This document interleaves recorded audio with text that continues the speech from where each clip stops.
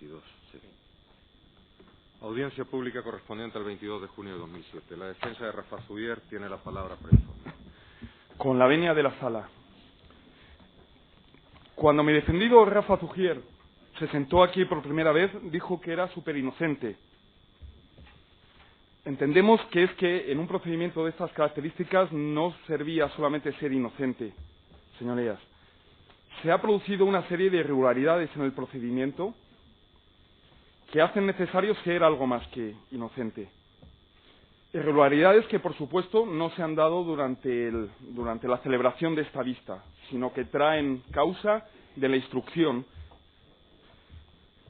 Entre esas irregularidades que comentamos y que nos han dejado absolutamente indefensos, nosotros vamos a citar en primer lugar la destrucción de los trenes y otras piezas de convicción, dado que nosotros, en su momento, en nuestro escrito de conclusiones provisionales, solicitamos una prueba, que era la prueba de inspección ocular.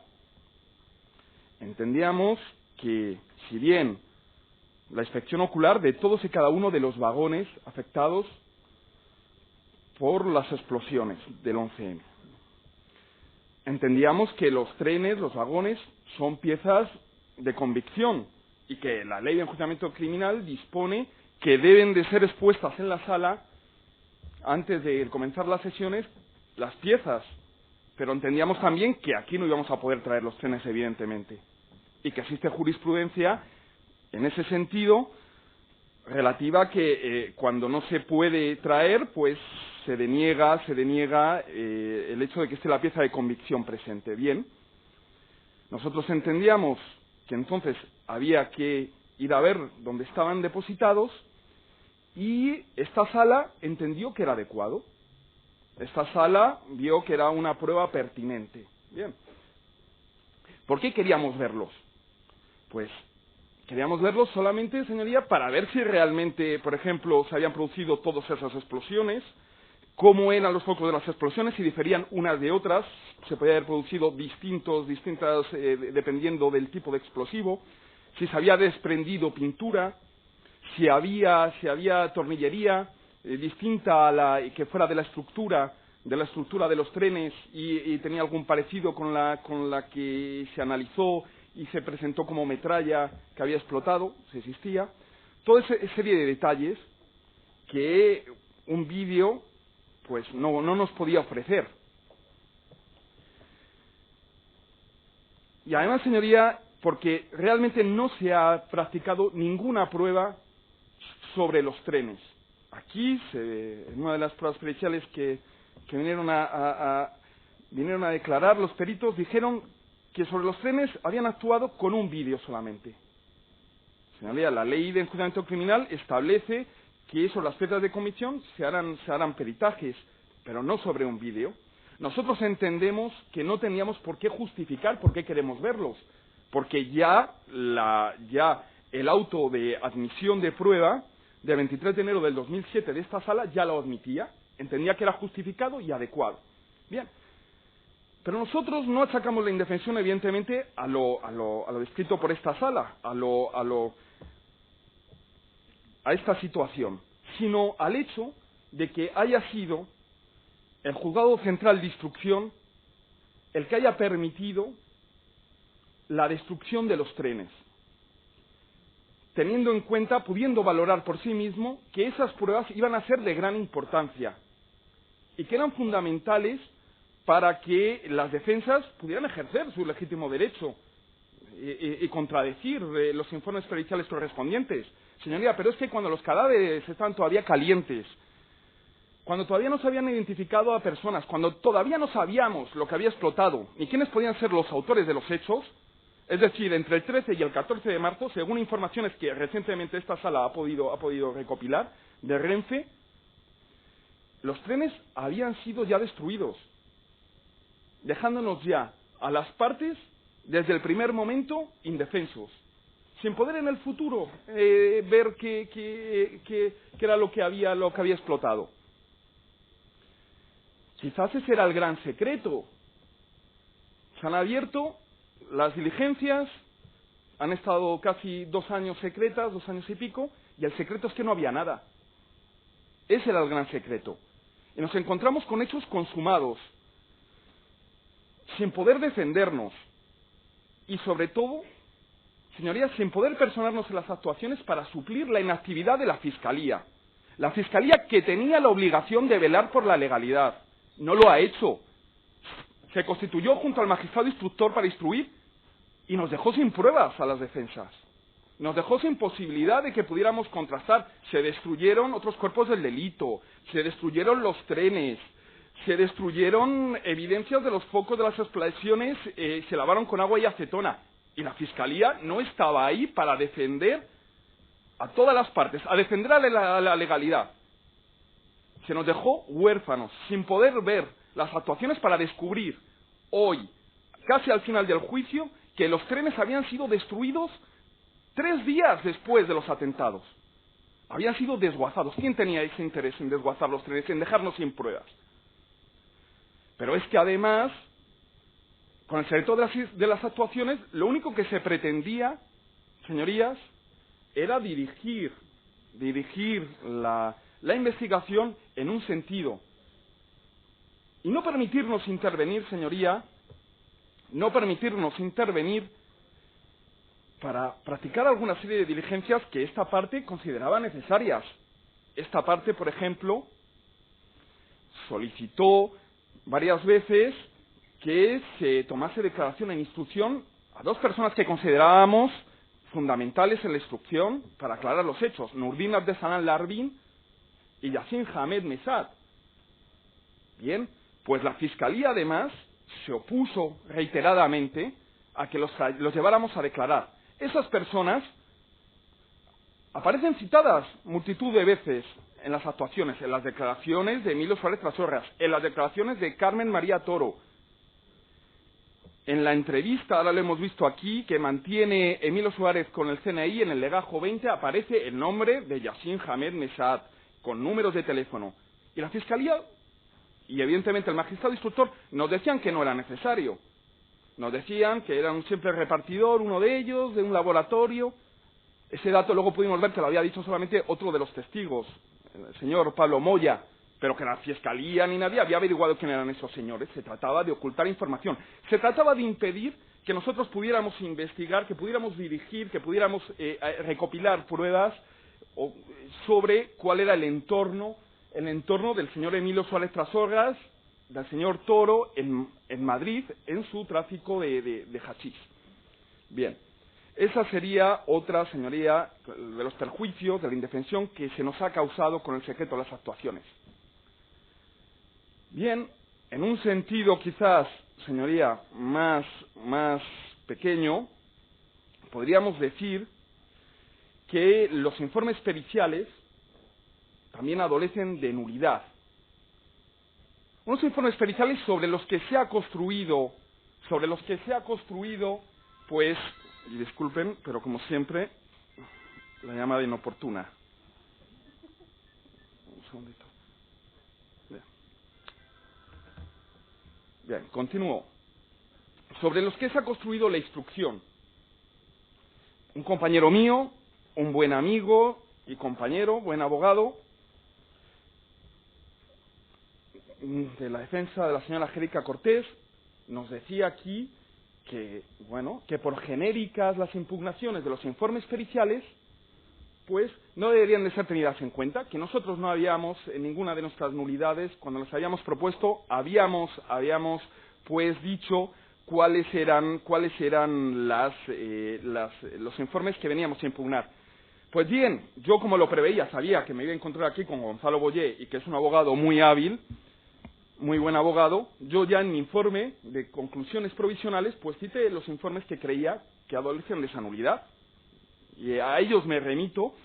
Era el informe sobre material explosivo empleado en la confección de los artefactos del 11M, citaba el fóleo. El informe sobre sustancias químicas y explosivas, también citaba los fóleos. Y luego el informe pericial conjunto elaborado por TEDAS del Cuerpo Nacional de Policía y de la Guardia Civil sobre diferentes cuestiones relacionadas con los atentados del 11 de marzo en Madrid. Bien, porque ese informe general estaba elaborado sobre los presupuestos de los 2 anteriores, que tenían unos graves defectos, que eran que estaban firmados por personas que no eran químicas, solamente había una persona que era química, la otra persona luego vino aquí a deponer, que era el señor Sánchez Manzano, y dijo que él no era ni licenciado en química y que solamente había dado el visto bueno, y evidentemente entonces ya dejaba coja la prueba pericial, es decir, solamente había un perito químico. Bien. Pero es que pretenden, señoría, que esos informes periciales se nos comunica, por parte de la Fiscalía se nos dice que, bueno, que son laboratorios homologados, que son el laboratorio de los TEDAS, es un laboratorio pues que reúne todos los requisitos.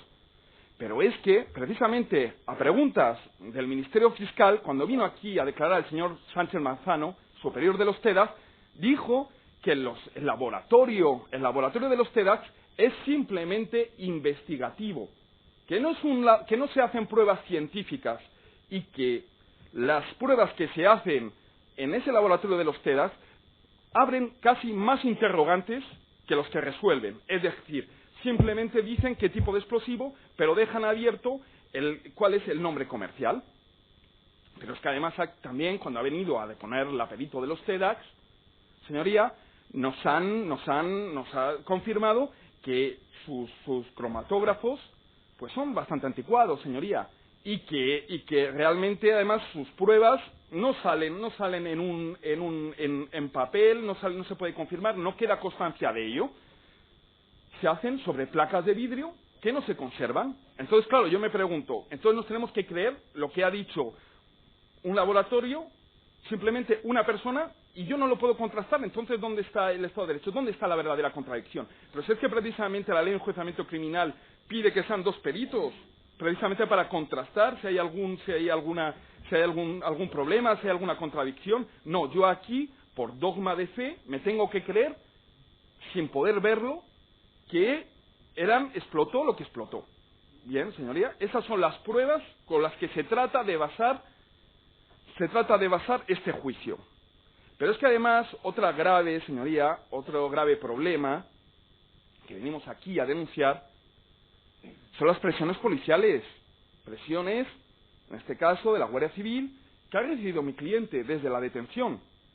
Aquí han venido a deponer miembros de la UCO, y nos han comunicado, señoría, que perfectamente cómo detuvieron a Rafa. Primero le llevan a Guzmán el Bueno, allí ya hablan con él, luego lo llevan a Canillas, están presentes en las declaraciones ante la policía de Canillas. Este letrado no estaba porque aquel día todavía no había sido designado, y además recibe visitas en la cárcel, es decir, visitas en la cárcel después de estar detenido el 9 y el 14 de abril del 2004, y sin abogado, señoría. ¿Dónde estaba el abogado?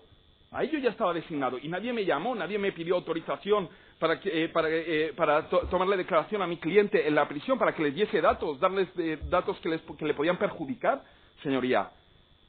Incluso se dice que redacta una carta y que les entrega a la misma Guardia Civil, carta que luego hacen un uso determinado con ella, y carta que aquí este letrado, esta defensa, ha logrado demostrar que era una carta falsa, señoría.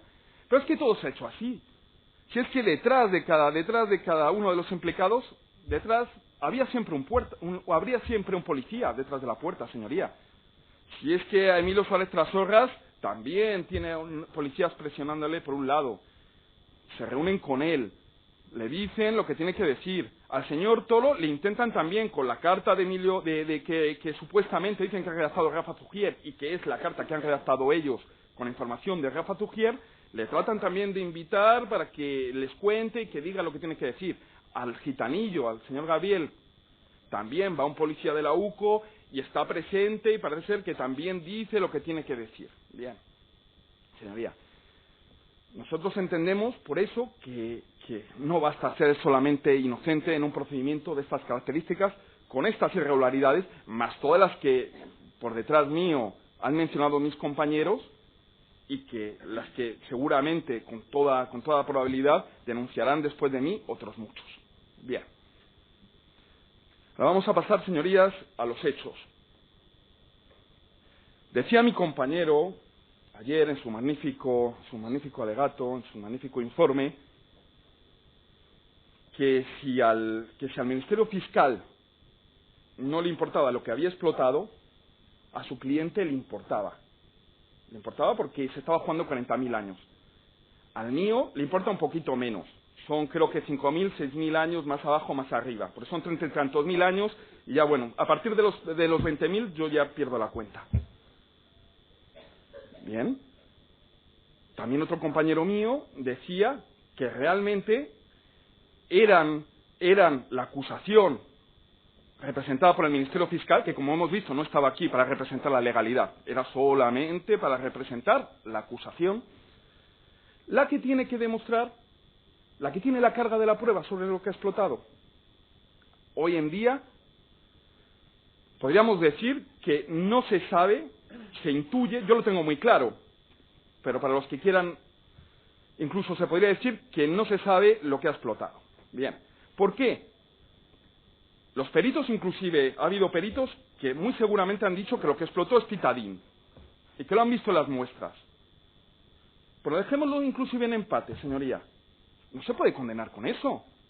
Si es que precisamente a mi cliente se le está acusando por un tráfico de explosivos determinado, por una goma 2 eco, señoría, que además tiene su origen en determinadas fechas, que ha sido robado, etcétera, etcétera. Ahora que me dicen que no importa, señoría. Pero es que solamente hay una muestra válida de los focos de las explosiones. Y casualmente, decía otra vez, y citando a mi amigo Gonzalo Boyé, decía que él no creía las casualidades, que él era muy mayor para creer las casualidades. Yo no soy tan mayor, soy más jovencito, pero tampoco creo las casualidades. Pero precisamente esa única muestra es la que tenía la que tenía nitroglicerina, perdón. Precisamente esa. Bueno, ¿qué ha pasado con el resto? Pues es que los demás muestras, señoría, por mucho que nos digan que si ha sido contaminada, que si el laboratorio, que si armarios, que si la fábrica, que si plásticos, a mí las demás muestras, señoría, a esta defensa, siento decirlo, pero no nos importan, porque han sido viciadas, señoría, están viciadas, han sido lavadas. Entonces no sabemos si tenía más componentes. Ahora solo queda el DMT, pero si había también nitroglicerina, pues no lo sé. Esas son respecto a las pruebas que de los focos de las explosiones, que se nos puede decir, es que hay muy poca nitroglicerina en la muestra M1, que además precisamente, señorías, hay que recordar que la muestra M1 es la única, además, que no ha sido lavada y la única sobre la que se tiene claro la cadena de custodia. Bien. Es la única prueba que nos puede decir, nos puede indicar lo que explotó. Y los peritos lo apuntaron aquí. Lo que explotó es titadín.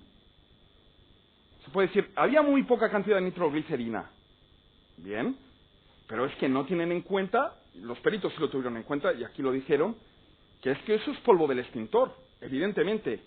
Y si ha captado esa pequeña cantidad, ha quedado adherida al polvo del extintor, quiere decir que existía muchísima cantidad, más de lo normal, y que podía ser un componente de lo que ha explotado.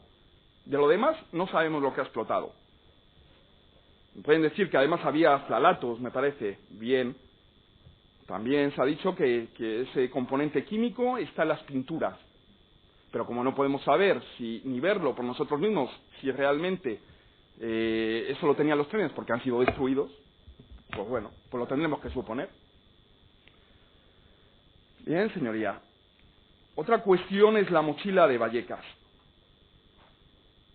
El mismo Ministerio Fiscal reconoció aquí, en su informe, el excelentísimo señor Javier Zaragoza, que se había roto la cadena de custodia. Dijo que lo achacó al caos, a la ayuda ciudadana, a todo ese tipo de... muy loables, ¿sí? Pero no hay cadena de custodia. Para nada. Con lo cual, no sabemos de dónde viene esa mochila. Máxime cuando un policía municipal nos comentó aquí aquella historia de que vio una furgoneta sin ninguna identificación, de unas personas que decían que eran TEDx, desapareció una mochila, que luego no apareció por ninguna otra parte. Bien. Causas tenemos para sospechar. Causas como que realmente se haya encontrado en la mochila de Vallecas, la llamada mochila de Vallecas, una metralla que luego no se corresponde, parece ser, con lo que se ha encontrado en los trenes. Y que la mochila, evidentemente, estaba desconectada. Estaba desconectado el artefacto explosivo, evidentemente. Bien. Eso nos puede hacer ver, nos puede hacer entender que es distinta al patrón que se ha seguido con las demás, señoría, porque si ahí no había metralla, ¿por qué tienen entonces que todas las demás estar compuestas igual, con el mismo componente, con goma 2 seco? Bien, puede ser distinta. ¿Y si esa fuese la única mochila de goma 2 seco que se había instalado en los trenes y no había estallado? Bien, ¿por qué no? Si ha estallado, si hemos visto que ha aparecido titadín en los trenes, bueno, pues en dubio pro reo veremos que esa mochila era la única que había y que no estalló. Bien, la única que tenía goma 2 seco. Pero es que además, señorías, nos encontramos con otro problema. Otra prueba bastante peculiar, que es la Kangoo, la famosa furgoneta Kangoo. Bien, ahí vemos la historia que aquí nos contaron de los perros que no huelen, a pesar de que solamente había una rejilla. Nos dicen, no, es que estaba debajo del asiento del conductor. No, pero es que ya se han encargado otros muchos compañeros de decirnos y de recordarnos que había una simple rejilla. Bien. Y no lo huelen. Y no huelen, nos dijo aquí el señor encargado de los perros, el policía que se dedica a estas labores, que si aquello hubiera transportado explosivos, los hubiera olido perfectamente el perro, porque hubiera quedado ahí. Hombre, si quedan moléculas en los laboratorios continuamente volando, ¿por qué no iban a quedar ahí, de cierta manera, en unas cuantos minutos, horas que hubiera podido trascender entre que llegan allí y lo colocan? Pues también sería lógico, no me puedan decir que no, pues que ahí también queden moléculas volando. Pero es que nos encontramos con otro problema, señoría, y es que se encuentra un culot de goma 2 y unos detonadores y señoría, lo que no encontramos y nos parece extraño es que no se encuentre metralla. Nos parece extraño que se encuentre un culot de dinamita, porque si no se ha encontrado, no se ha utilizado esa furgoneta para transportar las famosas mochilas con las que se supone que se habían cometido los atentados. Además, y si venían preparadas, no entendemos por qué estaba ahí un papel parafinado, un trocito, si ya venían preparadas las bolsas. Parece puesto expresamente ahí, igual que los detonadores. Y en cambio no hay metralla, que era lo más normal, que a lo mejor se les hubiera escapado y se les hubiera caído por ahí. Pero es que ese culot, señoría, cuando se hacen los correspondientes análisis y se compara además con una muestra de goma 2 seco, patrón, resulta que tiene metenamina. Metenamina, señoría, que por mucho que se haya tratado desde las acusaciones decirnos que se reproducía en el cromatógrafo, lo cierto, señorías, es que ha habido peritos que han dicho que no es así, que la metenamina no se puede reproducir, que ese experimento no es válido. Con lo cual, ahí tenemos otra duda. Otra duda, señores, como el hecho de que el portero de la finca, el señor creo que se llama Garrudo, en su momento manifiesta a uno de los policías que llega allí que lo que ha visto bajar de esa furgoneta es personas que parecen de países del este. Bien, esa es en cualquier otro procedimiento se diría, bueno, pues esa es la primera declaración, la más inmediata, es lo que hay que tener en cuenta, es la primera impresión del señor, pero es que luego va y se desdice en su declaración ante la policía. Y hace una declaración, y aquí lo reconoció el policía que en un primer momento fue a la finca, dice que sí, a mí me dijo en un primer momento que eran unas personas de países del este. Yo ya luego no lo comuniqué, dijo, ni oficial ni extraoficialmente a nadie. Pero lo cierto es así. Bueno, y ahora nos dicen que no, que eran otras personas de otro tipo, etcétera. Bien. Pero es que respecto a lo encontrado en esa furgoneta Kangoo nos llevamos otra sorpresa. El señor Sánchez Manzano, en su declaración aquí, nos dijo que lo que le lleva a Caolines de Merillés son los detonadores. una fuente que nunca ha aparecido tampoco. Claro, pero como todo el secreto era que no había nada, pues eso mantiene él. Pero antes había venido el instructor general de la UCIE y nos comunicó, nos dijo aquí en su declaración 2 veces, señorías, 2 veces, que los TEDAS son los que le dicen que la goma 2 viene de Mina Conchita. Señoría, ya sabían desde ese momento que era la goma 2, no era el detonador como luego nos ha hecho creer. Desde un primer momento. ¿Y por qué lo saben? Pues no lo sabemos, señorías. Pero es que tampoco sabemos realmente, ni podemos asegurar de dónde procede esa dinamita. Bien, se nos hizo aquí una pericial, si podemos llamar, un cálculo de probabilidades, porque luego a preguntas de mi compañero, dijo que ellos no lo podían asegurar, si la numeración de esas partidas venían exactamente, habían servido esos días, era pura probabilidad, no lo sabemos. Luego vinieron aquí, lo recordó también nuestro compañero, nos lo comentó, que cuando subieron a Mina Conchita, al Guardia Civil, dice, si eso es imposible subir con nevado, con la nevada que cayó en aquellas fechas, en febrero, si era imposible, si además era de noche, señoría, si además había que bajar mucha cantidad de dinamita, si eso era imposible, si nadie podía ni ver dónde estaban guardados. Pero es que si esa dinamita fuese, señoría, la que vendían Emilio Suárez Trasorras y Antonio Toro, no se comprende por qué en el informe de la UCO de 10 de febrero del 2003, que obra el folio 605 de la pieza separada de Rafa Zugier, se dice, la información que daba Rafa Zugier era, destacó que los cartuchos de goma 2 tienen impresos una numeración que se encargan de eliminarla, ya que a través de esta se puede saber el origen. Es decir, en el 2003, Antonio Toro y Emilio Suárez sabían que se les podía pillar por la numeración y le van a servir sin borrar eliminar la numeración, que ellos dicen que además se encargaban de hacerlo. Esto se dice un año antes. Rafa da antes esa información. Pero es que también el señor Félix Hernando, cuando declaró aquí, a mí yo al principio me quedé un poco sorprendido, porque dije, bueno, si me ayuda, pues lo voy a utilizar. Dice que es que duda que los 150 kilos que decían tener Emilio Suárez Trasorras y Antonio Toro, pues duda que realmente estuviera en su poder. Y que muestra, y vamos a la redundancia, era la muestra que entregó el mal estado, que entregó Rafa Zugier.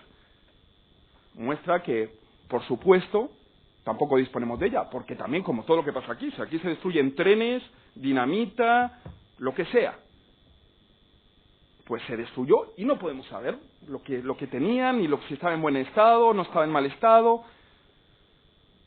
Eso sí, se destruyó sin ningún protocolo, Nosotros entendíamos que estas cosas eran más serias. No, al final nos hemos encontrado las actuaciones, un simple certificado del señor Félix Hernando diciendo, sí, lo destruimos. Ya. Bien. No sabemos el qué exactamente, ni cuándo entró, ni nada. No, se destruyó. Lo firmo, eso me vale, como un volante. Bien.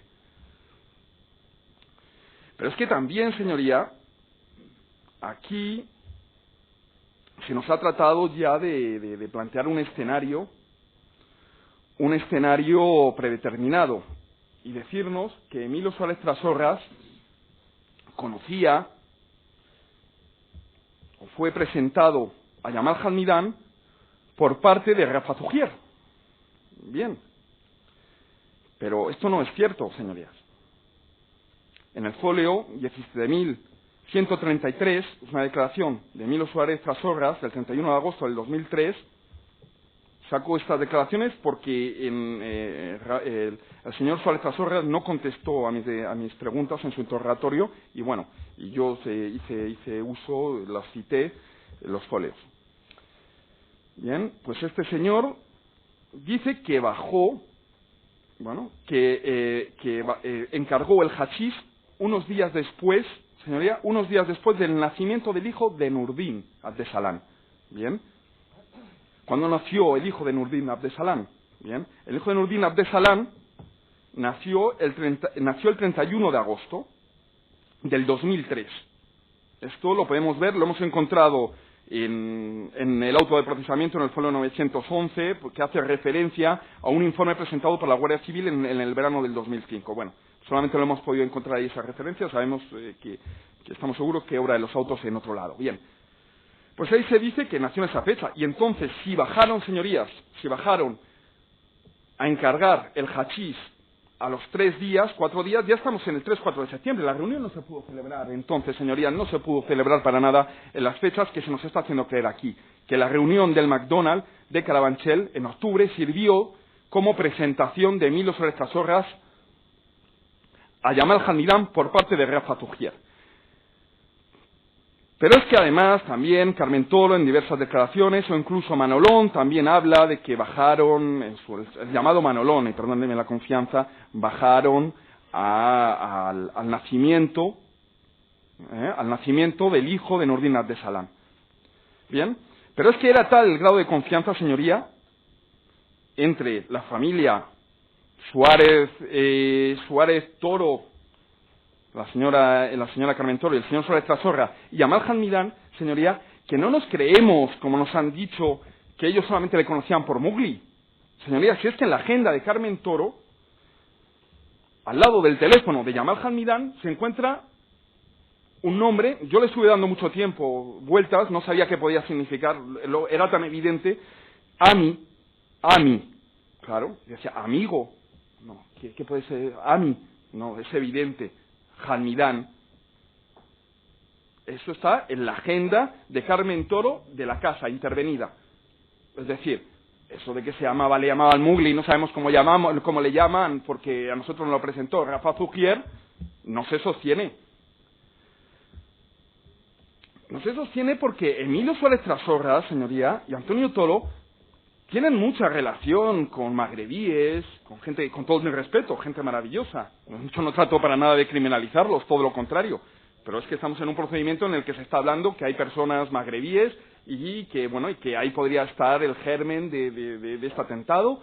Parece ser. Yo, con todos mis respetos, desde luego, para las personas de este origen, a los que aprecio muchísimo. Pero es que Emilio Suárez Trasorras nos ha comentado aquí que él hizo la mili en Ceuta. Ya, pues bueno, pues ahí ya, como algún otro compañero de por aquí. Pero bueno, ya por lo menos ya ahí tiene sentado pues alguna amistad. Pero es que nos dice también en su declaración de 13 de febrero del 2004 que él tenía relaciones de hachís con gente de Ceuta. Pero es que también, el 6 de febrero del 2003, cuando un día después de reunirse con Rafa Tugier en el Flowers, un compañero aquí de la acusación nos decía, no, es que las informaciones que da Rafa son imprecisas y mentira, porque fíjense, cuando después del Flowers dice que se han ido a Andalucía, y eso es mentira. Bien, no es tan mentira, porque en el folio 1887 del tomo 8 de la pieza de documentación de la Dirección General de Seguridad, se encuentra un documento de la Policía Nacional de Algeciras en la que se interviene a Emilio Suárez Trasorras porque quería pasar un coche de alquiler a Ceuta, y los coches de alquiler pues tienen esa prevención de que no pasen la frontera para que no puedan ser llevados a Marruecos y por si acaso sean allí sustraídos. Pues bien, ellos viajaban allí en ese día en concreto, y además se puede ver también en la prueba pericial que mi compañero no le da ninguna credibilidad, de las tarjetas de crédito, en la que se ve que ese día pues viajan en la autopista del Sol de Marbella, dirección pues Cádiz. Bien, simplemente era para hacer la apreciación de que las informaciones de Rafa Tugier son exactas siempre, y que además estas personas, Emilio Suárez Trasorras y Antonio Toro, tenían mucha vinculación. Bueno, y qué decir tiene que una persona como Ahmed Mohamed Esbigi Rachid, un señor de Ceuta, que parece ser que tenía antecedentes también por hachís, pues es visto también por cerca de las casas de la abuela, de la zona donde vive la abuela de Emilio Suárez Trasorras. Esto está en el folio 1001, de la misma pieza de antes, de la Dirección General de Seguridad, en el tomo 5. Bueno, y qué decir también que existen contratos de alquiler, de compraventa de coches, de coches entre Antonio Toro y Emilio Suárez Trasorras y gente de Ceuta y Melilla, cuando tenían el negocio de los coches de segunda mano. Pero es que también se reconocen muchos viajes. Emilio Suárez también comenta que él viaja muchísimo a Madrid, normalmente. Hacía muchísimos viajes. ¿Y entonces esos viajes veía a Rafa Zugier? No. Eso lo dice también Carmen Toro, que su marido pues viajaba muchísimo. Pero es que también aquí hay una relación, señoría, muy curiosa. Hay una persona, señoría, que yo siempre, no me cansé siempre de preguntar por él, el famoso Yassin Hamed, el portero de la discoteca Impacto, que tiene una gran amistad, señoría, una gran amistad con la familia Suárez Toro, señor Suárez Trasorras y Carmen Toro. Este señor nos dijo, Rachid Bakliv, nos dijo aquí que este señor salían todos de fiesta también y que seguramente, y que también conocía al chino. Pero es que esta persona, Yassin Hamed, según Carmen Toro, lo dice el 31 de marzo del 2004, cuando vienen de su viaje de novios, está en el kebab de Marqués de Vadillo, está con Nurdin Abdesalam cuando llega el chino. Esto está en la declaración del 31 de marzo del 2004. Existen además fotos de esta gran amistad en el legajo de la prueba, hemos dicho, del CNI, que creo que es el número 20, también se dice, le cita, y además dice Emilio Suárez Trasorras, que es la persona que le ha puesto en contacto con Rafa Zugier, y da el teléfono móvil y el teléfono fijo. No comprendemos por qué el Ministerio Fiscal se negó durante la instrucción, señorías, a que se practicara, se llamase a declarar a ese señor y al señor Nurdin Abdesalam, que por cierto se le citó como testigo, pero como no se pudo localizar, pues nos hemos quedado con el gusto de poder interrogar qué relación tenía con Emilio Suárez Trasorras y si también conocía si conocía a Yamal Hadmidán y si conocía las actividades de minero, como minero de Emilio Suárez Trasorras.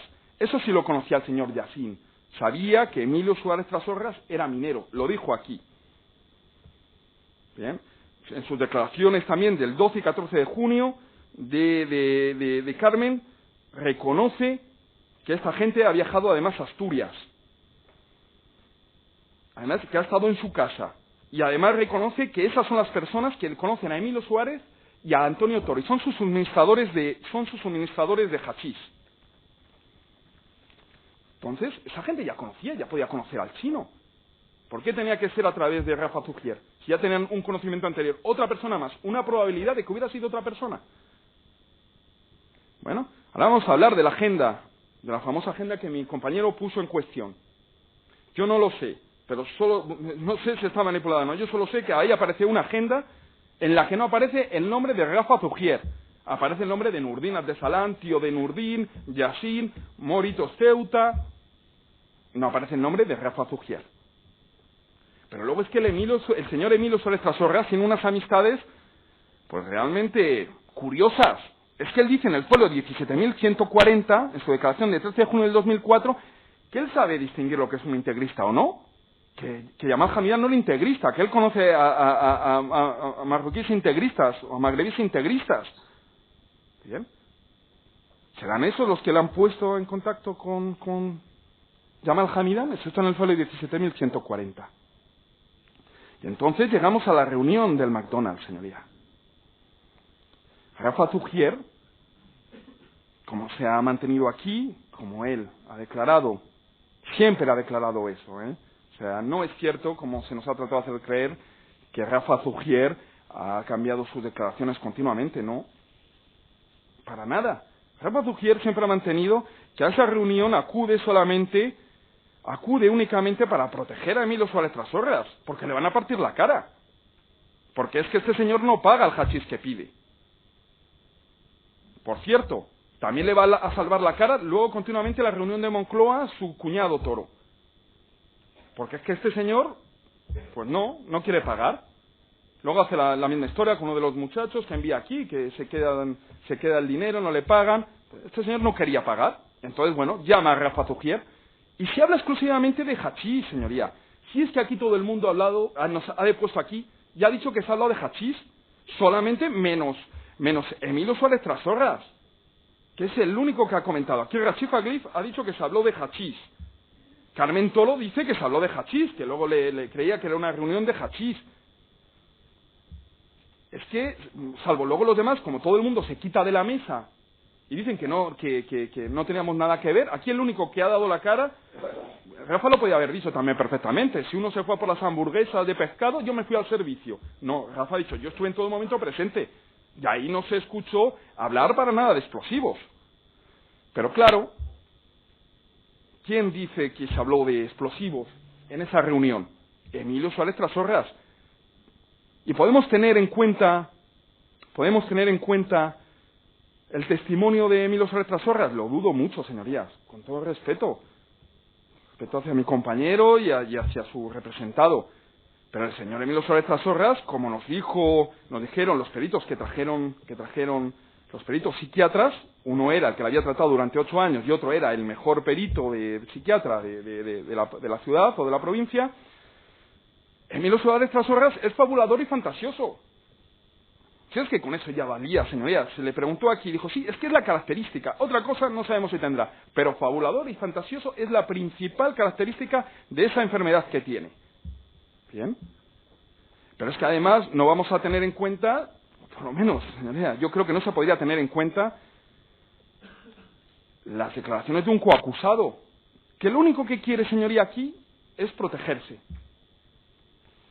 Yo no digo que yo ofrecí explosivos, yo digo que me los pidieron, ya está. Y así me desvinculo. Y que me hablaron, pero que yo no sabía nada. ¿Cómo voy a saber yo de explosivos? Yo no. Bien. A él y a su mujer, que también está procesada, le quitamos responsabilidad, le quitamos responsabilidad también a mi cuñado, de paso, le quitamos responsabilidad, no hablamos de mis amigos Nurdin de Salán, decimos que no tienen ni Yassin, por ahí medio decimos que no tiene nada que ver, aunque luego salga por ahí que son los que me suministran hachís, pero vamos a quitarlos al margen y vamos a proteger. También podemos, bueno, en los pactos que hagamos aquí, como se quedó de manifiesto, declaró y dijo, no, yo del señor Rachif Aglib no quiero decir nada, yo de este señor no quiero perjudicarle. Bueno, pues en esos términos tenemos que entender las declaraciones. Pero es que también tenemos que entender sus declaraciones que están viciadas por otra cuestión muy importante, por las ventajas procesales que se le han ofrecido a este señor. Se lo ofreció en comisaría, ¿qué tenía que decir? Oriéntalo, di que han sido esta gente, que han sido unos moritos, etcétera, que a ti no te va a pasar nada, ni a ti, ni a tu mujer. No te preocupes, que cuando llegues al juzgado central de instrucción vamos a decir que te ofrezcan la calidad de testigo protegido. Se le ofreció la calidad de testigo protegido.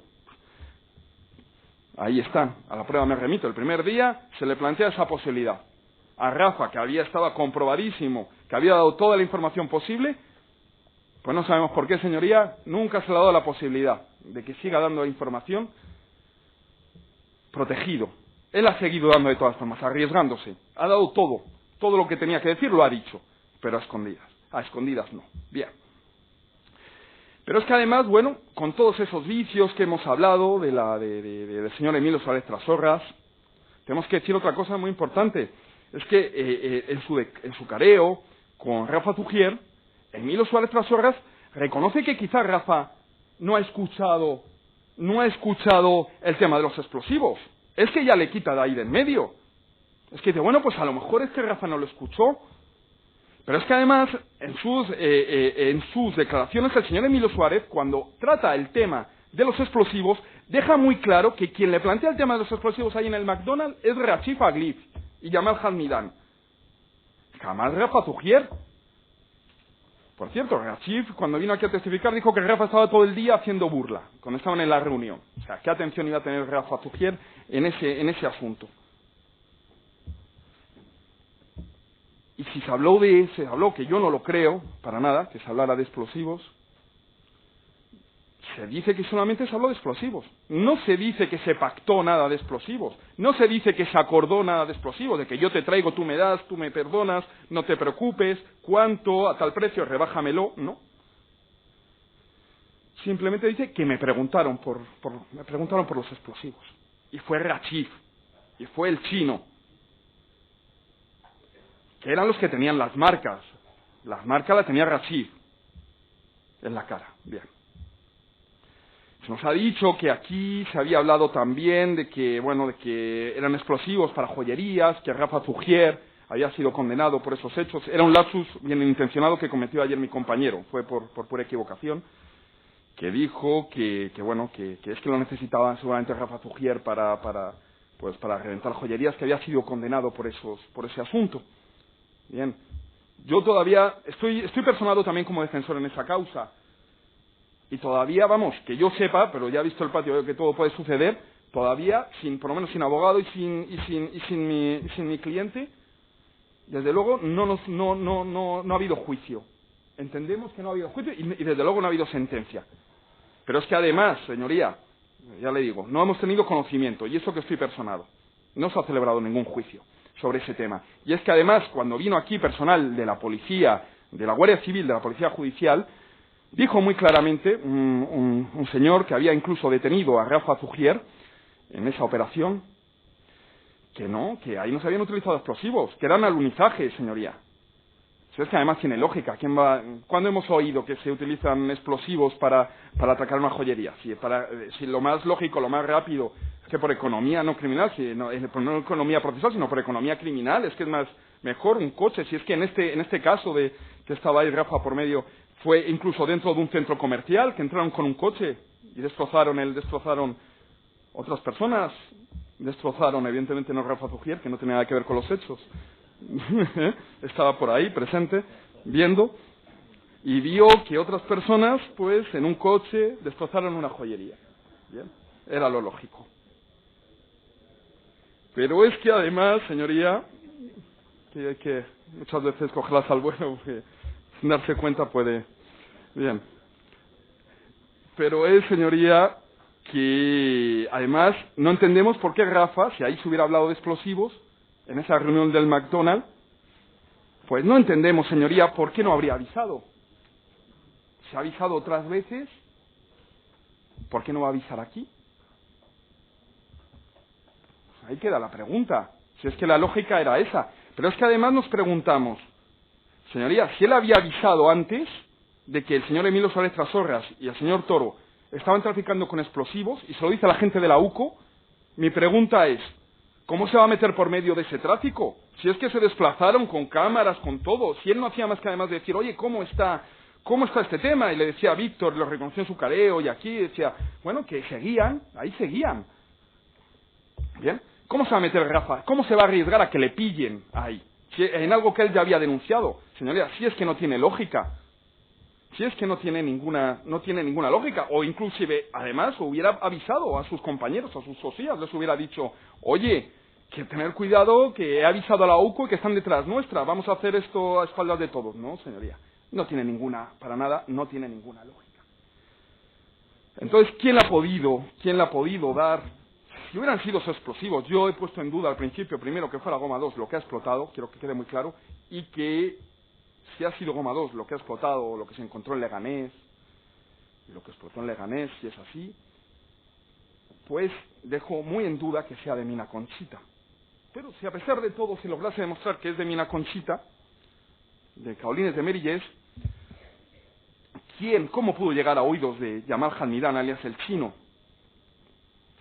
Si es así, si el hecho de que Emilio Suárez Trasorras tenía explosivos, pues muy bien, ya hemos citado a Yassin Hamed y Nurdin Abdesalam, estaban presentes, incluso le conocían, lo dijo Rachid Aguirre, perdonen que remarque, y estaban en la reunión, estaban en el McDonald's, tal como reconoció Carmen Toro, que luego no entendemos esos cambios, la detienen un mes después del viaje de novios, y ya empieza luego, un año después, y ya empieza casi a cambiar muchísimo, bien, sus declaraciones.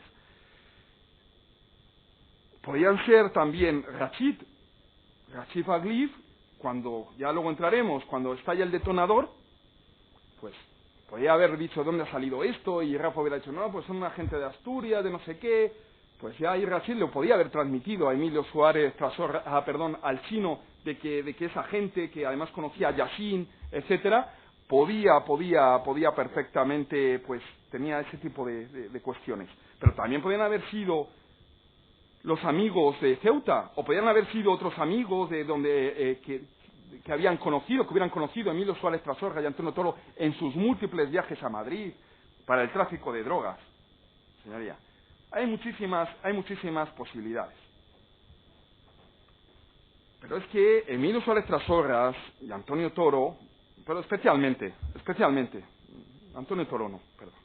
Emilio Suárez Trasorras tenía muchísima confianza con Yamal, ya hemos dicho lo de Ami, Yamal Hamidán alias el Chino. Es que, señoría, es que hacían además del negocio del hachís, es que hacían negocios de coches. Es que ya hemos visto lo del Toyota, yo te lo presto, yo tal, que si coches, otros coches, que si toma el DNI de este, etcétera. Es que además se le propone a Emilio comprar una finca al lado de la Warner, al lado de donde la del Chino. Señoría, a Rafa nadie le propone nunca, y Rafa nunca ha ido a la finca de Morata, nunca. Emilio Suárez sí, y Emilio Suárez y Carmen Toro son recogidos en el aeropuerto para traerles. A Rafa no le llaman para que les vaya a buscar. Pero es que además Emilio Suárez Trasorras llama a Yamal Hamidán para interesarse, señorías, por su familia después del terremoto que ha habido en Marruecos. Incluso le llama también el 11M para ver si le había pasado algo a él el 11M. A Rafa no le llama para esas cosas. Pero es que además, señoría, Yamal Hamidán llama a Emilio para despedirse, le dice aquello de nos veremos en el cielo si no nos vemos en la tierra. A Rafa no le llaman. Esa cantidad de tráfico que existe entre Emilio Suárez Trasorras, entre teléfonos asignados a Emilio Trasorras y a Yamal Hamidán, pues señoría, no existe ni entre Rafa y Emilio, ni entre Rafa y Yamal Hamidán. Es que además Rafa, aparte de las veces que han quedado reflejadas en los informes, pues no sube a Asturias. Y desde luego no sube jamás, porque eso no ha quedado demostrado. O sea, eso nadie ha podido decir aquí que Rafa haya subido con Yamal Hamidán el Chino a Asturias. Es que no lo han podido situar las BTS, todas estas cuestiones tan técnicas que se han traído aquí, y que luego veremos tan imprecisas. Pero para lo que nos beneficia, señoría, pues lo utilizamos también. No se ha podido situar a Rafa Zugier en ninguna de las fechas en las que supuestamente se ha proporcionado explosivos en Asturias. Bien. Pero es que lo de la venta de explosivos de Emilio Suárez y Antonio Toro, bueno, pues lo sabía muchísima gente. Si es que con una pequeña estadística, señoría, solamente de la gente que lo ha denunciado, ¿cuánta más habrá que no lo ha denunciado? Si es que lo ha denunciado la bandera, y además muchos es como lo ha denunciado por duplicado y triplicado. Policía Nacional, Guardia Civil, otra vez Guardia Civil, otra vez Policía. Bueno, pues la bandera se ha puesto en cuestión, la cinta. Bueno, ahí está la cinta. Está el amigo, vino aquí un amigo del Nayo, también lo dijo. Lo dijo otro abogado del Nayo. Veamos cómo se va corriendo la voz para estas cosas. O sea, lo podía saber todo el mundo, además se va corriendo la voz. Vino aquí una persona que había estado preso en la cárcel de Villabona y que además nos contó aquella historia de que incluso Antonio Toro había tenido relación con gente de ETA. Bien, ya Rafa no es tan mentiroso cuando nos dijo, es que usted le está relacionando con ETA, el Ministerio Fiscal aquí sacaba usted un mentiroso, el papel, usted porque tiene que suponer que era gente de ETA, de un Sabino y una Paloma que al final no se han investigado y no sabemos si a lo mejor si eran gente de ETA o no. Pero se la peó a Rafa eso. Pero bueno, esta persona que denunció que Antonio Toro estaba vendiendo explosivos, vino aquí a declarar y lo confirmó. Pero es que también está en la sentencia de la Operación Peoples, que se dice que esta gente distribuía en la noche, distribuía explosivos. Y la forma de distribuirlos lo dijo el señor Lavandera. Yo le pregunté, ¿tenía confianza para vender usted explosivos? Y dice, no. Dice, pero vendían a diestro y siniestro. En la puerta del club de horóscopo se ponían a venderlo. ¿Para qué necesitan estos señores intermediarios? Son muy buenos vendedores ellos solo. Salgan la comisión, señores. ¿Por qué tiene que intervenir Rafa Zugier? Rafa Zugier no interviene en ningún momento. En el magnífico informe de ayer de mi compañero, docto, elegante, el informe no cita en modo alguno a Rafa Zugier. Todo el momento habla de las relaciones y llega a reconocer que las relaciones son entre Emilio Suárez Trasorras y Yamal Hamidán. Rafa, y se lo agradezco muchísimo, no aparece en ningún momento citado. Es que Rafa sobra en esta relación. Rafa no tiene nada que ver con esto. Pero es que se ha tratado, señoría, de fabricar pruebas. Se ha tratado de implicar como sea a Rafa Zugier en estos hechos. Con cosas tan sencillas, tan exactas como deberían de ser. La química debería ser muy exacta, hemos visto que no. Pero es que las periciales telefónicas se ve que tampoco son muy exactas. Aquí vinieron los peritos, habían hecho una serie de informes y todos estaban erróneos. Que si los tramos de llamadas entre Rafa y Rachif y por medio de llamadas no tenían nada que ver, eran de fechas diferentes, se decía que se habían llamado a continuación y habían pasado meses. Que si el volcado, que si Rafa había llamado después de ser detenido, le dije, ¿cómo es posible que estando detenido Rafa Zugier, pues la perito, la primera vez dijo que no sabía, porque vino una vez en calidad de testigo, otra vez en calidad de perito, la primera vez dijo pues que claro, que no se lo explicaba, la segunda ya me dice que es que los volcados de llamadas, que claro, que al volcarlos pues se han equivocado, los emails, de que son unas tarjetas en relación a otros imputados, se nos hacen, señoría, se nos hacen pues menciones un tanto extrañas, se nos dice que Rafa, hay que destacar que Rafa Zugier ha recibido llamadas telefónicas desde cabinas de la provincia de Madrid, no sé eso que tiene de curioso, o que desde este locutorio además ha llamado a otras personas, pues no sé eso qué destacable es, o sea, pues se ha llamado en distintas fechas, en otros días y nada a continuación, pues bueno, es curioso, en esta vida todo, hay muchas curiosidades, depende de cómo se miren. Pero es que, señoría, hay una en concreto, una pericial unida a los autos, que es la pericial, el informe de la Guardia Civil de 14 de febrero del 2006. Es una ampliación de la primera anterior que se había hecho sobre el teléfono de Rafa Zugier, que es el 620-08-74-29. Bien. Esta prueba pericial, casualmente, yo igual que mi amigo Gonzalo, he dicho que no creo en las casualidades, a pesar de que sea más joven. Pues bien, esta pericial de 14 de febrero se presenta solamente unos días antes del auto de procesamiento. Y si las otras pruebas periciales decían que no existían, Rafa Zugier, no existían contactos entre Yamal Hamidán y toda la trama de Asturias, que no se podía ver ningún tipo de conexión, en este ya nos meten 19 contactos, señoría. 19. Bien. Pero con el chino. Con un teléfono que es el 656-72-24-89. Digo, ¿de dónde se habrán sacado este teléfono que dicen que es del chino? Pues en buena parte de los autos lo dice. Vienen aquí a deponer el perito y le pregunto, ¿de dónde ha salido ese teléfono? ¿Por qué le atribuye usted? Pues no sé. Pues no lo sé. Pero es que nos encontramos, señoría, con que ese teléfono tiene bastantes llamadas, y tiene llamadas inclusive, fíjense, si es del chino, tiene llamadas incluso el 10 de marzo con Rafa y el 11 de marzo. Jolines, o sea, Rafa estaba al tanto Rafa de lo que estaba haciendo el chino. Bien. Luego me voy a la pieza, como todo aquí siempre está equivocado, me voy a la pieza de la UCIE, donde están todas las llamadas, y resulta pues que todas esas llamadas no aparecen ahí. Pero bueno, Rafa habló con ese teléfono el 10 y el 11. Le llamaría al chino para decirle, oye, los explosivos que me has dado, genial, ¿eh? Ya te encargaré otra partida. Bien. Miren, pues las casualidades, el aburrimiento, me hace, señoría, ver que hay más llamadas. Cojo, señoría, la pieza de las compañías telefónicas, donde vienen todas las llamadas de teléfono, y me veo. Y además también viene la de la UCIE. La comparé también con la de la UCIE, estoy recordando. Y vienen dos llamadas también del 17 de marzo y del 18 de marzo. ¿Y esas por qué no se hacen constar en el informe de la Guardia Civil, señoría? ¿Por qué no se hacen constar? Rafa no solamente habla el 10 de marzo, el 11 de marzo, a las 9 de la noche, con el chino, sino que sigue hablando el 17 de marzo y el 18 de marzo. O sea, inclusive poco antes estaba mintiendo, se ve claramente. ¿Por qué no lo ponen? Vamos. Pero es que, claro, señoría, se olvidaron de una cuestión, que es que el teléfono de Rafa Zugier estaba intervenido a partir del 15 de marzo.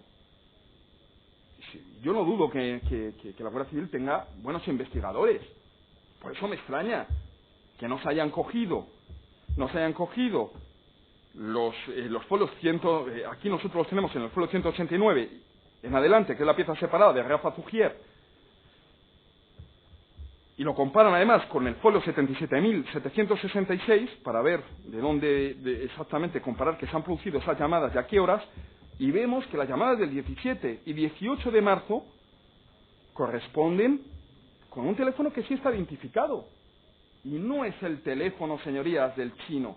Es el teléfono de Rachid, el niño. Y así lo dice, señoría, en esos folios. Dice, Rafa recibe llamada telefónica de Rachid Taichi.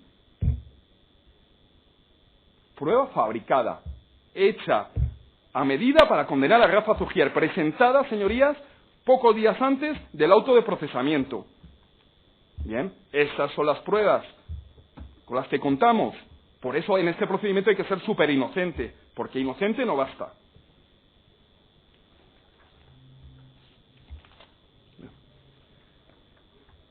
Vamos a ver, en este informe también, señorías, se nos trata de hacer ver que Rafa ha recibido llamadas de cabinas telefónicas de Asturias. Bien, hay que matizar. Las cabinas al final se llega a reconocer que son del ámbito de la zona de Antonio Toro. Son relacionadas con Antonio Toro.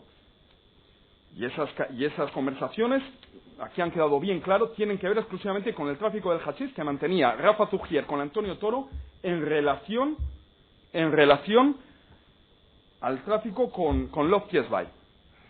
Pero es que también salieron aquí una de las acusaciones, aunque ya creo que el Ministerio Fiscal pues ya no se atrevió a hacer ninguna mención a ese tema, pero una de las acusaciones sacó a colación en su informe, porque no fueron reproducidas, una llamada de teléfono que es la del 14 de febrero del 2004, que se produce está en el folio 23.157, para que no quepa duda, entre Rachid Aglif y una persona que está al otro lado yo creo que es Love Kiesbay, porque es la terminal de Love Kiesbay. Se produce esto el 14 de febrero del 2004. Bien, Rafa Zugier en su declaración y en todas sus declaraciones siempre ha mantenido que él, y se hablaba en esa conversación parece ser, porque tampoco se dice claramente, le han atribuido en un principio al chino. Pues no, aún así Rafa Zugier nunca, señoría, nunca ha mantenido esa conversación, la ha negado claramente y no ha sido aquí reproducida, por lo cual entendemos que no tiene, señoría, ningún valor. Bien.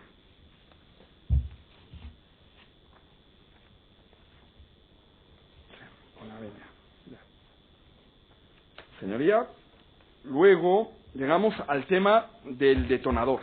Bien. Es otra de las acusaciones que se le trata en la que se basa todo este asunto. Se basa en el hecho de que Rafa se le había entregado un detonador y, por supuesto, no había hecho entrega, parece ser, a la Guardia Civil de ese detonador. Bien. En primer lugar, señoría, le había estallado, parece ser, este detonador en presencia del chino, etcétera. Bien, y que le había estallado, perdónenme un momentito, estaba buscando un documento, ya lo he encontrado. Parece ser que él había explotado, más concretamente, le había explotado un teléfono a Rafa Zugier probando el detonador, porque la señorita Ireña dice que le estalló a Rafa un teléfono. Ella no dice que probando un detonador ni nada, simplemente que, como igual que Alok, que dice que fue la sartén, a ella parece ser que le dijo que era un teléfono. Pero aún así, señoría, ¿qué credibilidad le vamos a dar a la señora Ireña? Yo, como personalmente, muchísima, pero ¿qué credibilidad le da? Bien, y la señorita Ireña era la novia de Rafa Zugier.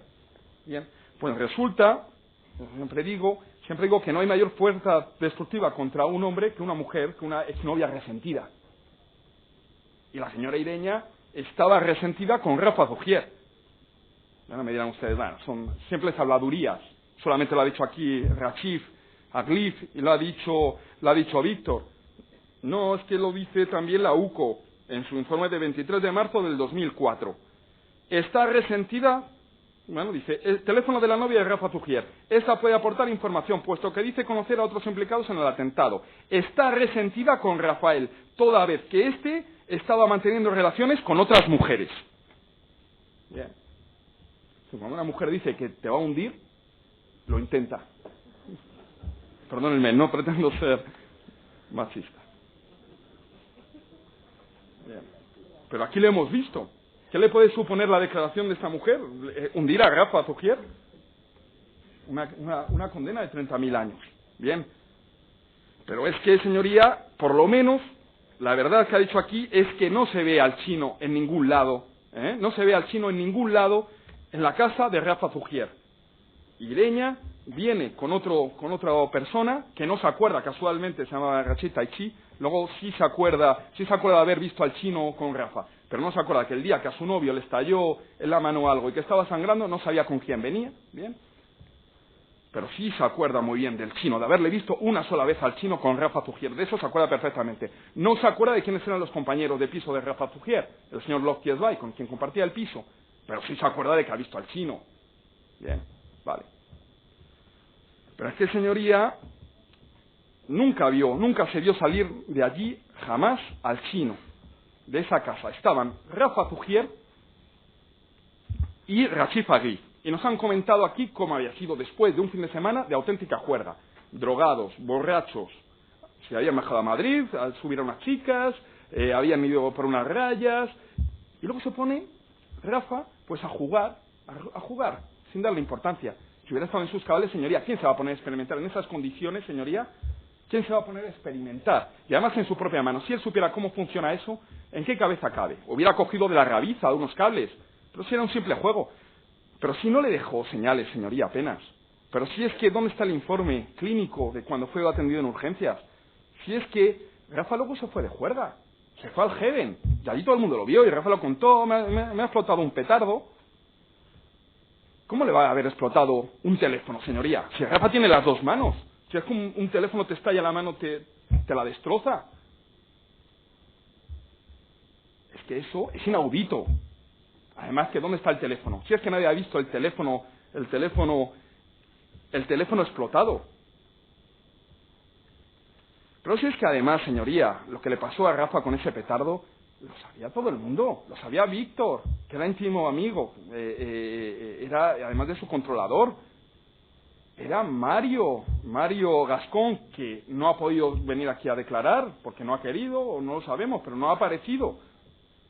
Eso sí, la UCO, en el momento que fue a declarar, le fue primero, parece ser, a preguntar si iba a ser testigo protegido, en el central de instrucción. Nosotros, como era secreto, no hemos tenido la oportunidad de hacerle unas preguntas muy interesantes a ese señor, porque ahora ha desaparecido. Nos han dejado pues en total indefensión. Pero bueno, una más. Una más. Bien. Pero bueno, señoría, ¿qué importancia le iba a dar Rafa Zugier al detonador? Pues ninguna. Pero si es que aquí estuvieron sus controladores y a preguntas de este letrado se le dijo que qué hubiera variado que le hubieran entregado el detonador, y dijo que ninguna. Pues sí, ellos ahí estaban ya, habían cerrado el tema de la dinamita. Si lo importante era la dinamita. ¿Qué importancia le iba a haber dado Rafa Zugier al detonador? Por cierto, que le fueron a visitar. Si le fueron a visitar y hubieran visto, pues bueno, que tenía la mano destrozada, ¿no? Pero Rafa Zugier ha estado, señoría, en todo momento, en cuanto ha dispuesto de una información, la ha dado en tiempo real a la Guardia Civil, a sus controladores. Él ha cumplido. Desde que se produce aquel famoso cumpleaños del 14 de marzo, el cumpleaños famoso de Yusef, que es el alias de Loftiesvay, pues, y se produce esa conversación que parece ser que me ha dicho mi cuñado, que dice Antonio Toro, me ha dicho mi cuñado que podían ser esa gente. Pues Rafa Zugier pone el oído. Rafa Zugier empieza ya toda su labor. Y en las notas, y eso se ve no solamente en las conversaciones, que se ve como Rafa se va reuniendo con Víctor, se va reuniendo, va haciendo llamadas de teléfono, le va proporcionando poco a poco la información según la va consiguiendo en tiempo real. Ahí se ve que Rafa no tenía la información desde el principio, señoría. La podía haber dado el día 12 cuando se reunió. ¿Y por qué esperó? Pues porque no la tenía. ¿Qué más le daba a él? Si hubiera enterado, hubiera sabido que habían sido esta gente, lo hubiera dado el mismo día 12, señoría. Pero todo está contenido, señoría, cómo se va, la información que va recopilando Rafa Zugier está en las notas contenidas en los foliolos 508 a 510 de la pieza separada de Rafa Zugier. Desde el 16 de marzo, que Rafa cuenta en esa información, al 18 empieza a informar. El nombre, además dice dónde está la fuente. Dice que la fuente es Lavapiés. Luego aquí el señor Loftiesbay nos pudo, señorías, nos pudo reconocer que él era el que había dado toda la información a Rafa Zugier. Lo dijo aquí expresamente. Dice, no, pero todo lo que sabe la Guardia Civil lo sabe gracias a mí. Es que lo dijo. O sea, porque él estaba buscando unos policías para que justificaran, que él había avisado, pero todo lo que Rafa sabía, esa información la di yo. ¿Bien? Es que ahí se ve claramente. Dicho aquí, señorías. Le hubiera dado lo mismo avisar antes. Pero es que tampoco se comprende que Rafa Zugier, si hubiera estado implicado en estos hechos, si supiera que él tenía la más mínima participación, pues no tiene lógica que avisara. Si es que aquí hay una esquizofrenia, ya tanto que se ha hablado de esquizofrenia, es que también Rafa Zugier parece ser que es un esquizofrénico, señoría. Primero, se entera de que están traficando con explosivos, a Emilio Suárez y Antonio Toro los denuncia, luego se pone a traficar con ellos, comete un atentado o facilita un atentado y luego va y lo denuncia para que le pillen.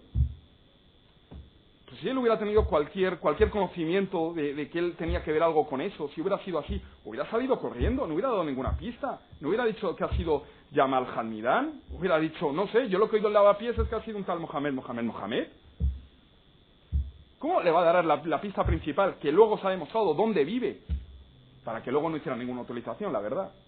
Puede perder el tiempo. Pero bueno, pero él lo intentó. No sirvió para nada, se podía haber volado, como comentó mi compañero indica, podían haber volado los trenes del AVE, pero bueno, no importa. Querían el teléfono, no les bastaba, era para llamarle y decir, oye, ¿dónde estás? Vamos a por ti. Bueno.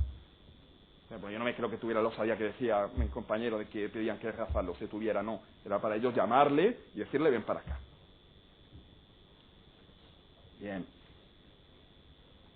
Pero es que, señorías, a la vista de esto está que Rafa Zugier inclusive no se le puede imputar el tema de Leganés. Que haya habido un asesinato, unos estragos, perdón. Rafa Zugier no tiene nada que ver con ese hecho. Porque además cuando ocurrieron Rafa Zugier estaba detenido y había dado todos los elementos. Se había hablado en esa conversación que tiene con Víctor de que si hay mandos a distancia. Luego no se encontraron mandos a distancia. O sea, es que Rafa estaba hablando de oídas. Estaba exagerando porque se ve la conversación. Le habían dicho, te vamos a regalar un piso y la nacionalidad. Entonces Rafa exagera porque como ve que esto es igual que con lo de los explosivos, siempre le estaban diciendo, no te preocupes, está controlado. Luego nos decían que eso no servía para generar notas. Claro, que era un pesado. Bien. Pero él, señoría, pues habla de oídas, exagera, dice, lo he visto, pero si él no ha estado ni en Morata de Tajuña, si no sabe exactamente dónde vive el chino, sabe aproximadamente dónde, si nunca ha estado en la casa del chino, ¿qué va a saber él? Que se ha enviado dinero a Al-Qaeda, a alguien. ¿Dónde están las pruebas? ¿Se ha practicado aquí alguna prueba al respecto? De que el chino estaba mandando dinero, eso era lo que se oía. Si es que Loftiesbay aquí también lo vino a decir, dice, si es que se escuchaban muchos rumores. Bien. Entonces decimos que Rafa Zugier no tiene nada que ver, inclusive, con los hechos de Leganés, como no los hubiera tenido con los hechos de Mocejón. Con la salvedad, señoría, de que, bueno, queremos dejar listo también dicho, que, bueno, se pudo encontrar dinamita goma 2, parece ser, en Leganés, en Martín Gaite, se pudo encontrar allí, pero, señorías, además, solamente etiquetas de goma 2 seco, Se nos ha hablado de la goma 2 EC, pero qué casualidad. todo era gomado seco, y qué casualidad, la única muestra que apareció era en esa, bien, que hemos hablado, la M1, bien. Lo que explotó allí, señoría, tampoco lo sabemos con seguridad. Sabemos que se han encontrado pues cinturones con gomado seco, se ha encontrado pues masa de gomado seco, pero no sabemos si realmente eso es lo que produjo la deflagración. Bien. Esta parte lo ve así. A lo mejor estoy equivocado. Bien. Se nos está, Rafa, empezamos aquí con 20 años, nos pedían, bueno, del Ministerio Fiscal, otras personas ya iban por delante, ¿no? Otras acusaciones, pero empezamos con 20 años de condena y de repente vemos que a pesar de todo lo que se ha demostrado aquí, acabamos hoy con 30.000 y pico años. No lo sé, ya he dicho que a partir de los 20.000 pierdo la cuenta. Porque se dice que es cooperador necesario. Señoría, pero sí hemos visto claramente aquí que ni tenía que haber sido él, precisamente, el que presentase a esas personas. Se podía haber sido muchas otras personas. Si el chino pudo haber tenido conocimiento de que esta gente traficaba con explosivos por muchísimas fuentes, si es que esta gente lo iba predicando, señoría. Y además, cooperación necesaria, pero señoría, ¿él qué va a intervenir? Aquí no se nos ha hablado cómo ha podido intervenir, si ha marcado el precio. ¿Él decidía eso? ¿Él tenía algún control sobre eso? ¿Y cómo se iba a suministrar? Señoría, ¿si iban a llegar a un acuerdo las partes? Si él hubiera intervenido en ese aspecto, porque es que tampoco se nos ha dicho cómo ha mantenido algún control o cómo ha participado en ese delito de suministro de explosivos. ¿En qué modalidad? ¿Cómo? ¿Ha marcado? ¿Se ha llevado una comisión? Aquí no se ha visto que Rafa Fugier se hubiera llevado ni una peseta, ni un euro, señoría. ¿Él ha subido? Ha ido a las minas, lo lógico de un comisionista es que esté encima, pero es que Rafa Fugier va y encima se va de viaje. O sea, ¿pretende encima el señor Rafa Fugier, como cooperador necesario, llevarse su comisión y decir que es el que les ha presentado y el que es el que mantiene el control? Pero si Rafa Fugier se va, señoría, y consta en sus pasaportes, se va desde el 18 de noviembre hasta el 2 de diciembre, y luego se va también a finales de diciembre hasta enero. Fechas clave. Y el señor Rafa Fugier, como siempre, está de juerga. Está en Marruecos, ajeno a todo. Bien. Señoría. Pero es que se nos habla de que existe una cooperación necesaria en base, señoría, a un dolo eventual. Pero es que Rafa Fugier jamás pudo prever, señorías, que tuviese algo que ver el chino con la perpetración de unos atentados. Si es que Rafa Fugier no sabía que Yamal Hamidán era un extremista, señoría. Si es que Yamal Hamidán, nos lo dijo el otro día, también mi compañero Andrea Chalaris, dijo que había venido en agosto. En agosto del 2003 había recalado en Madrid. ¿Cómo la conoció Rafa? Rachid sí dijo que lo conocía de la infancia y le daba pues pastillas para su carnicería, pero Rafa Fugier, de oídas, no le conocía. ¿Cómo lo va a saber, Rafa? Ya si además aquí se ha dicho muy claramente, señoría, lo dijo incluso la acusación 1, que el chino, señoría, que Yamal Hamidán, el chino, lo dijo claramente, para aparentar, para pasar desapercibido, bebían alcohol, se casaban con mujeres españolas, tenían hijos españoles, llevaban una vida occidental, lo dijo en sus alegaciones, en su escrito, en su informe de conclusiones, la acusación 1. Pero es que también aquí esta defensa trajo una cinta que se reprodujo, la leyó el señor secretario, en la que se dio una conversación del señor, de Yamal Hamidán, con otra persona, era en árabe, y se leyó la traducción en que decía algo así: por culpa de esta mujer, pues tengo que beber alcohol e ir todas las noches de discoteca. ¿Cómo va a saber el señor Rafa Fugier que ese señor es un integrista? Es que el señor Emilio Suárez Trasorras también lo ha dicho antes, o sea, y lo dijo, y lo hemos comentado en sus declaraciones. Es que el chino tomaba droga, bebía alcohol, iba con mujeres. Él no era radical. Yo sí conozco radicales. Pero Yamal Hamidán no era radical. Eso sí, el señor Lofty Esbay, del que hemos hablado antes, alias Joseph, el del cumpleaños de la Sirena Verde, le puso aquí y empezó a contarnos que Rafa Fugier, que mantenía relaciones con con Yamal Halmidán, señorías, bueno, primero dice que es que se lo ha dicho solamente Rafa, es de palabra, y además nunca le ha visto con el chino. Pero es que su testimonio, una vez más, señoría, yo lo tengo que poner aquí en cuestión, igual que los otros testimonios anteriores. Es que ese señor declaró aquí que él lo que estaba haciendo era defenderse de Rafa Zugier. Ahí vemos una animadversión, señoría. Aparte de que se informó a esta sala de los hechos que habían ocurrido en los calabozos. Había sido amenazado por ese señor, Rafa Zugier había sido amenazado por el señor Loftiesbay y otra persona. Ese señor había amenazado a 2 personas, entre ellas a Rafa Zugier. Pero ese señor tiene animadversión contra Rafa Zugier por una razón muy clara. Es que Rafa Zugier le implica, en la instrucción, le implica de ser el suministrador de armas al chino. Dice claramente cómo le entrega armas al chino.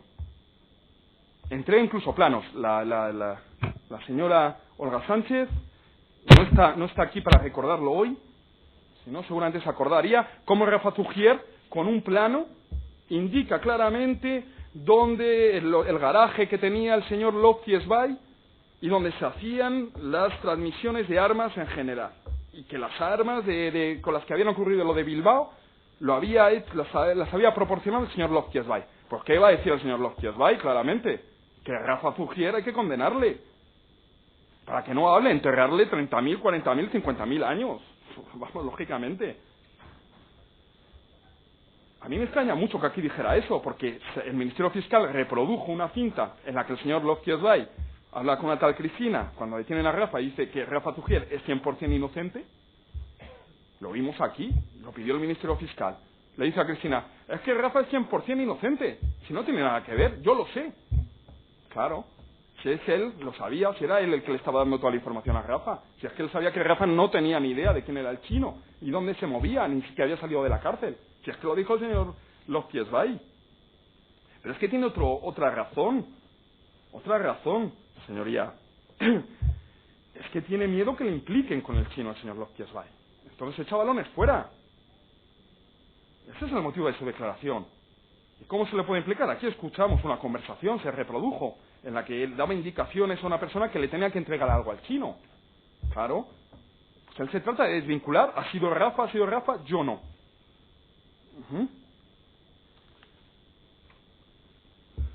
Por otra parte, a Rafa se le está acusando de colaboración con banda armada. Artículo 576 del Código Penal. Ya se encargó mi compañero. Muy bien, como he dicho, excelente lección. ¿Qué banda armada? Pues ahí queda. ¿Qué banda armada? Si Rafa Zugier, me cansé, ya casi se ha ido como un chascarrillo aquí, lo de ¿conoce usted a Rafa Zugier? Pues es que Rafa Zugier no sabía nada de integristas, ni con quién se relacionaba el señor Yamal Halmidán. Si es que, señoría, Rafa Zugier no se movía en esos ambientes, ¿qué va a saber que hay una banda armada? Señoría, si Rafa Zugier solo sabe de bandas de juergas, como dijo una vez en algún momento, dijo, yo la única banda armada es la Benemérita, el único cuerpo armado, me parece que dijo, así. Él no conoce nada más, señoría. Pero es que lo curioso es que se nos trata de imputar las dos cosas, colaboración con banda armada y tráfico de explosivos. Se nos dice, es que usted ha colaborado con la banda armada traficando con explosivos. Ah, y por eso me pone 2 delitos, ¿no? Habrá que aplicar, señorías, el concurso de leyes.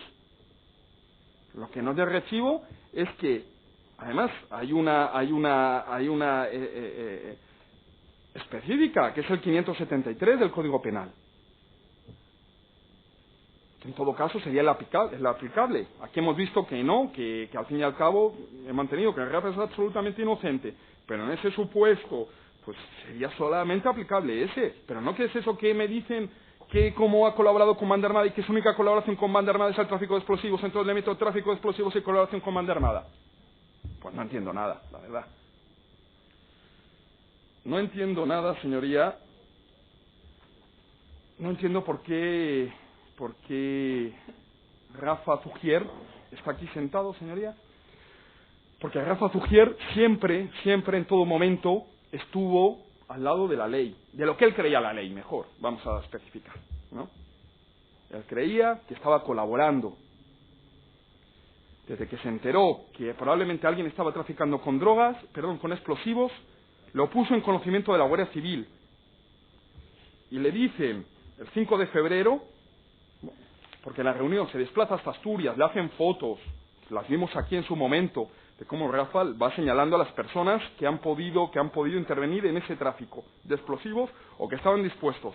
Y la misma Guardia Civil, en el informe que antes he comentado, de lo de la goma 2, que se borraban las etiquetas, la numeración, en el informe de 10 de febrero del 2003 de la UCO, que está en el folio 605, la pieza separada de Rafa Zugier, se propone, por parte de los manipuladores o controladores, como quiera decirse, que la fuente viva, en breves días, la fuente viva se supone que es Rafa Zugier, que es A1, ya dijimos que era de máxima categoría, de máxima confianza, que la fuente viva en breves días mantenga un nuevo contacto con Antonio a fin de no dejar enfriar la relación entre ambos. Si es que es la UCO la que le empuja a mantener relaciones con toda esta gente. Que se meta ahí dentro. Eso es lo que quieren. Y entonces el 20 de febrero Rafa les entrega una muestra, pero no le advierten que no tenga que coger nada, como en otras ocasiones, en otros informes, con otro tema de tráfico, a lo mejor de armas, dices que le advierte que no recoja ningún arma. Puede ver en la pieza separada de Rafa Zugier, entre otras de las notas. No, en esta no se le dice nada. Y recoge una muestra que él inmediatamente entrega. Y se le dice que luego que esa muestra no vale. Se le dice aquí, en el juzgado central de instrucción. Él sigue insistiendo, dice, es que no nos dio más información. Luego hay otra nota del 6 de marzo. Es que como no nos daba nueva información, ¿pero qué más información va a dar? Se ha entregado hasta la muestra. ¿Y él qué va a saber? ¿Qué más va a saber? Es que la gente espera que Rafa Zugier sepa más, hable. La gente quiere escuchar. Quieren que les digan lo que quieren oír. Es que Rafa solamente es un confidente, no es un mentalista. Ni sabe tampoco de numerología, ni es telépata, ni adivino. Es que, señoría, entrega esa muestra, que ya, como hemos dicho antes, no sabemos qué pasa con ella. Y se le dice, bueno, pues que siga ahí. Y el 6 de marzo, señoría, vuelve a reunirse con esta gente, bajan a Madrid, que es la escena que hemos antes hablado del Flowers, que luego se van a Andalucía.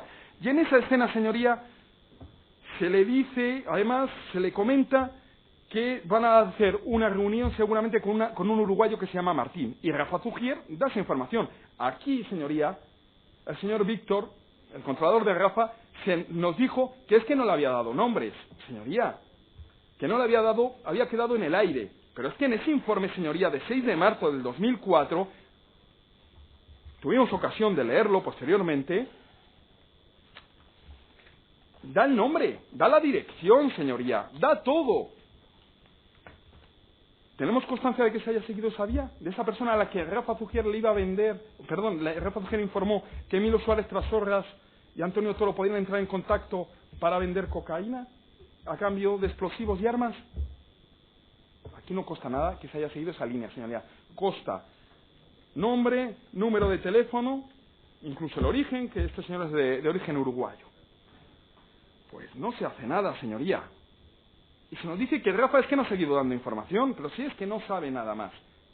Se recordó Víctor, en el careo con Rafa, que no se originan nuevas notas informativas cuando no se da nueva información. ¿Bien? Rafa se lo seguía recordando porque Rafa creía que ese tema se estaba investigando. Pero es que Rafa no solamente ha colaborado, señoría, no solamente ha colaborado antes de los atentados de los trenes, tampoco, señoría, después de los atentados del 11M y antes de lo de Leganés, sino que durante la instrucción también. Señoría, ha estado dando información, lo tenemos claramente, y el Ministerio Fiscal, no ha estado la señora Olga Sánchez, le hubiera recordado que Rafa no hace más que mandar cartas, todo el mundo lo sabe, de todos los medios de comunicación, se ha mandado cartas a todo el mundo tratando de decir todo, y siempre dice lo mismo, O sea, no se aburran leyendo todas las cartas, que siempre dice, yo avisé, yo lo puse en conocimiento de la UCO, siempre cuenta lo mismo. Por eso no hay versiones, no se ha podido aquí aportar, ni decirnos, no, es que fíjese, aquí dice una cosa, aquí dice otra en esta carta. Es que siempre ha estado manteniendo lo mismo, señoría. Incluso van a visitarle a la cárcel y da información, que es con lo que se elabora la famosa carta que luego presentan. Señoría, no la escribe él, sino que la Guardia Civil asume esa versión como propia, como suya, y elabora con la carta que le da Rafa Zugier